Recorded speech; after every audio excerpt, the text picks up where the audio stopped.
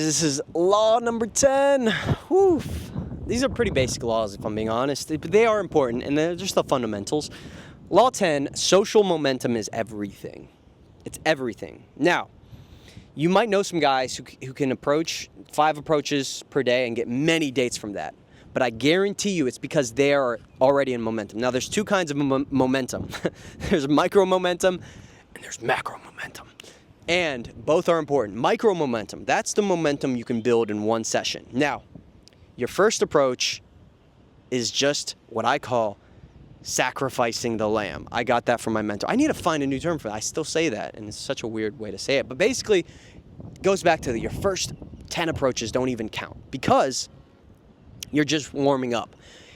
How you are at the end of an approach session is 10 times ahead of how you are in the beginning. It's just like working out. When you start a workout and you aren't warmed up yet, you're not going to be as strong as in the middle of your workout when you are like fully in the flow of it. You're in momentum.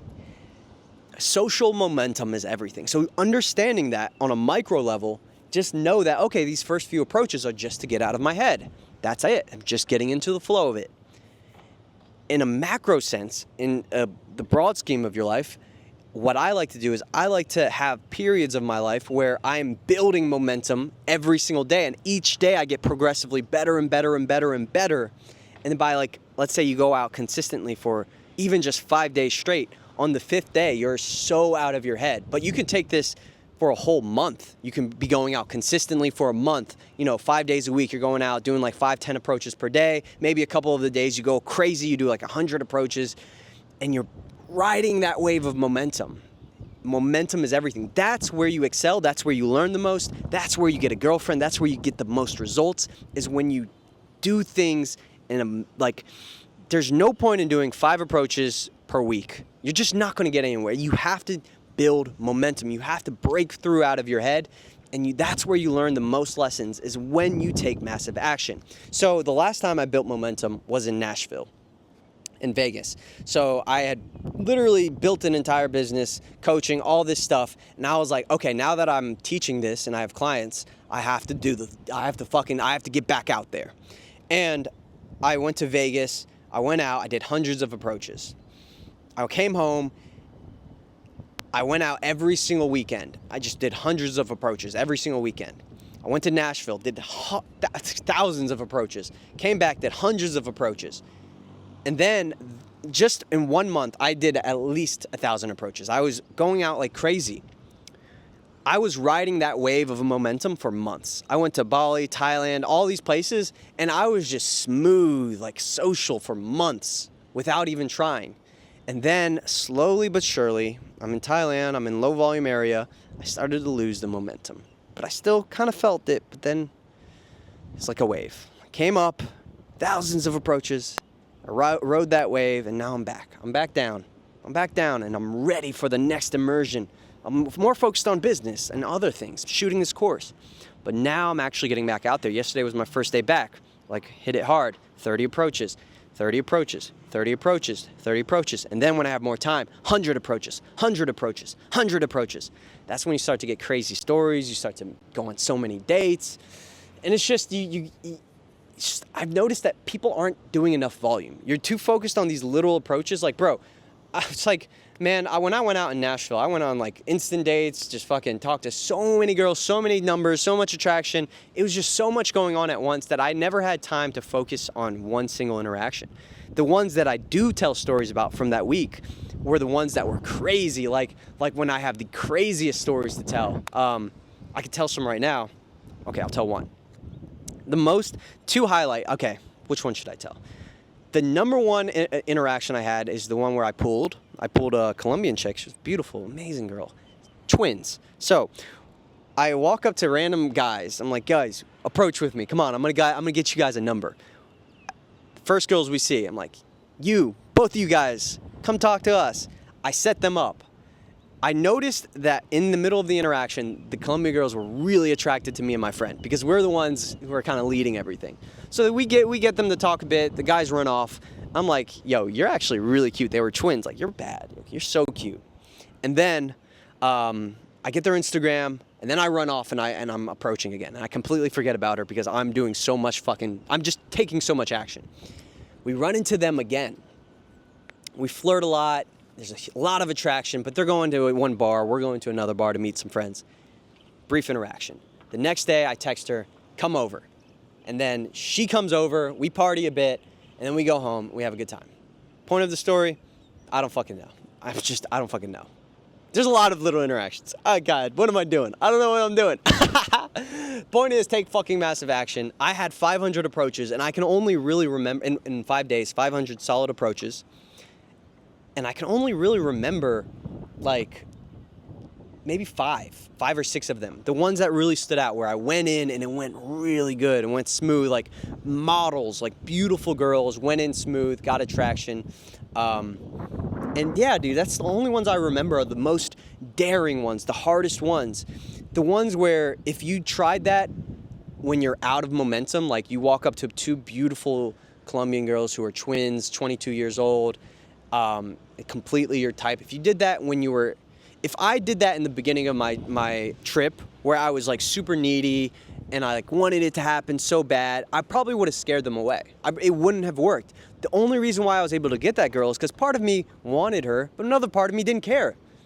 I met the girls, I got their Instagram, and I was like, hey, I'm going this way, I'll see y'all later. Ran into them again, hey, I'm going this way, I'll see y'all later, have a good time. Still a lot of attraction, a lot of rapport, and eventually I kind of just text her like, meh, okay, yeah, you can come over.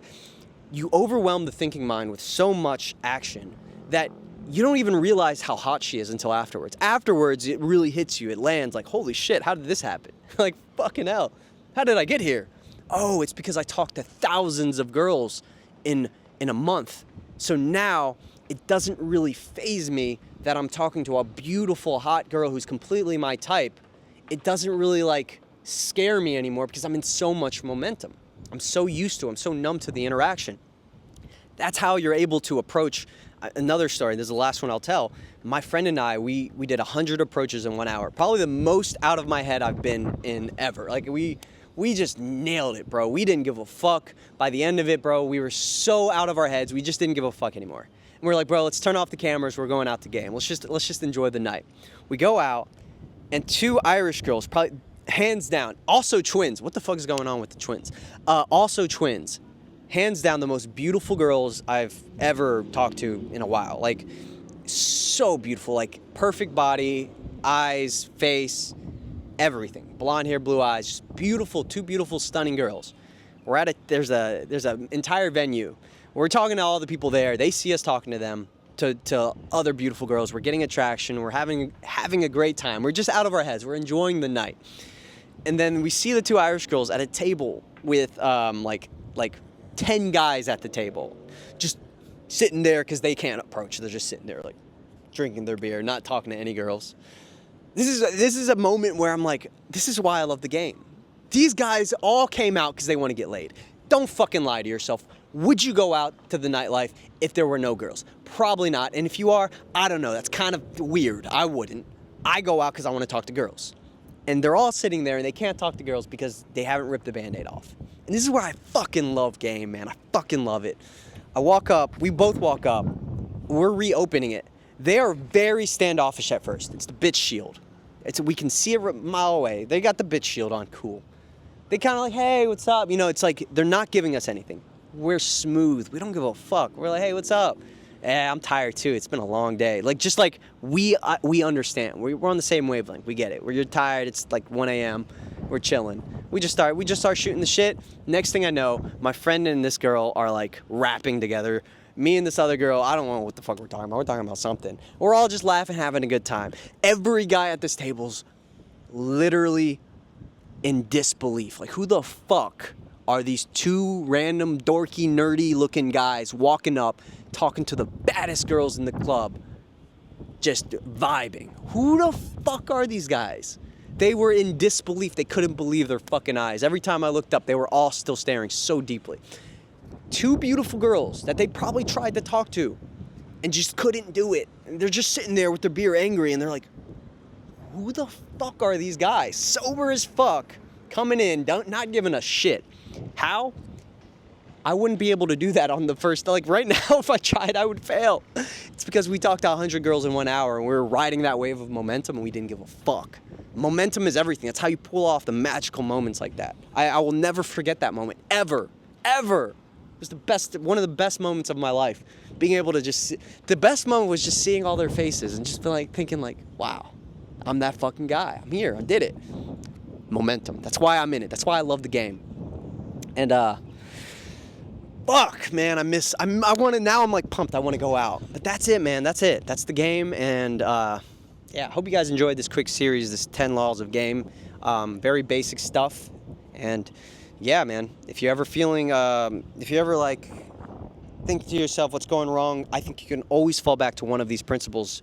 You're either being needy, or you're not giving value, or you're just not handling rejection well, or you're not leading, you're being indecisive, or you're not having steady eye contact, aka you're not building flirtation, or you're not being authentic, you're having a bit of a facade or fakeness on, or you're just not enjoying yourself, you're negative, so you're not feeling good in your own body, so they're not feeling good, or you feel you don't deserve the girl, or your logistics aren't right, or you're just not in momentum. One of these things is why you're not succeeding. So if you can get all of these down, obviously you're not perfect, but if you can get all of these down to a certain degree, you will succeed. All right, guys. Love you guys. I'll see you in the next one. I'll see you. Peace and love. Tuning out on the rooftop of fucking Thailand. Goddamn.